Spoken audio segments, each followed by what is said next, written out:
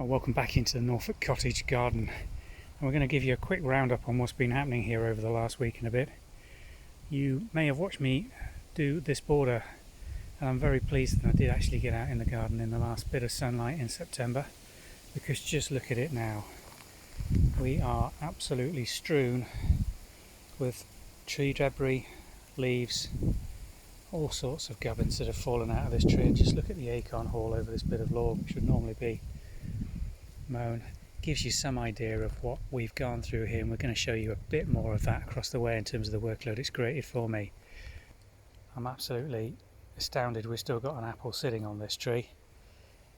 Volume of fallen fruit gives you some indication of the winds we've had over the weekend, but incredibly quite a few are still up there and ripening beautifully. There's a few other nice things to show you in the garden as well. Perhaps a highlight has to be this sedum autumn joy. The colours really come on in this with the warmer days and cooler nights that we're getting. And now we're into beginning of October. It really is at its very peak. Beautiful red form, this very reliable, nice upright flower bracts held really well above that beautiful soft limey olive green of the leaves. And what a show it's putting on this year. This is a single row of plants, probably been established here for about 3 or 4 years. I've been gradually expanding these up and extending them along. So this is the younger end. Move along, Lara, come on, move. Which we've got planted in front of the irises, which are looking very end of season at the back there, almost ready for us to tidy up those and take away a lot of the dying back leaf to give them some air onto the rhizomes. But aren't these a picture? Absolutely spectacular. These little beauties that have been knocked off are ornamental quinces. They're a real pretty little fruit, totally inedible. You've got to cook them to within an inch of their life to get anything usable off these. The only thing I've found you can possibly do with them is to use them in chutneys, but it's more work than it's worth, to be fair. So that's why we grow the eating quinces, which again have all fallen down with the winds that we've had. And this is the other highlight in the garden at this time of year, these Nerines, which again we've propagated up. They're planted amongst the irises and agapanthus, which have now all finished, but you really know it's autumn time when these little beauties do their thing. But this is the type of thing that we've been dealing with since the storms at the weekend. Top half of this very mature oak coming down, just missing the corner of that bungalow. The only damage it's done, remarkably, is taking that corner line off. Everything else got away with it. But there are some huge, great big branches down here, probably cracking on for a couple of ton of oak. Most of it's been logged up now and put in that pile, and this is just one of 2 oak trees that the tops were ripped out of. Tree surgeons are going to have to make their way up there and tidy that bough up. It will probably be taken right back to the main stem, and then all this wood will be cut up and brought back down into the yard for seasoning, and will do us for firewood probably in 2022. But it's one of just 2 broken oaks in this paddock, and we've also got a total of 6 pine trees gone over.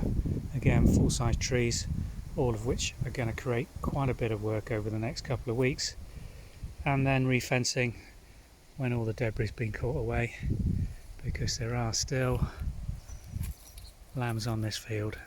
Well, they're not really lambs, they are ewes, young ewes, hoglets really, that are probably going to be mated in November.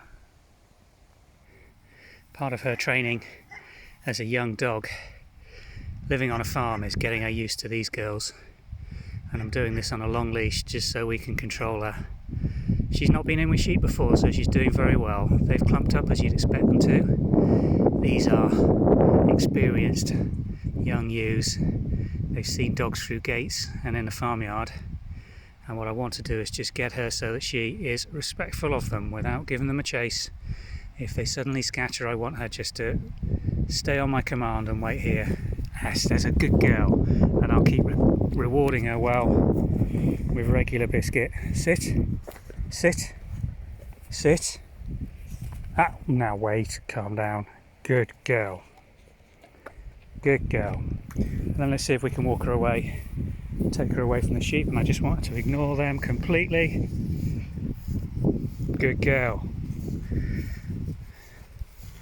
Ideally without having a sheep poo snack, which won't do her guts any good. Now following us on, expecting to be fed, and she's ignoring them. Absolutely perfect. Exactly what we want. Come on then, let's go and have a look at these other pines that are down here. The whole end of this planting, which divides these 2.5 acre fields and acts as a windbreak, did just that, but unfortunately broke. This should be the gate going through, but what we've got is one Scots pine right the way across, and there's another 4 come down on the side, so we're going to have to get in there, and that's another body of work. And she's doing beautifully, just ignoring these, aren't you? Good girl.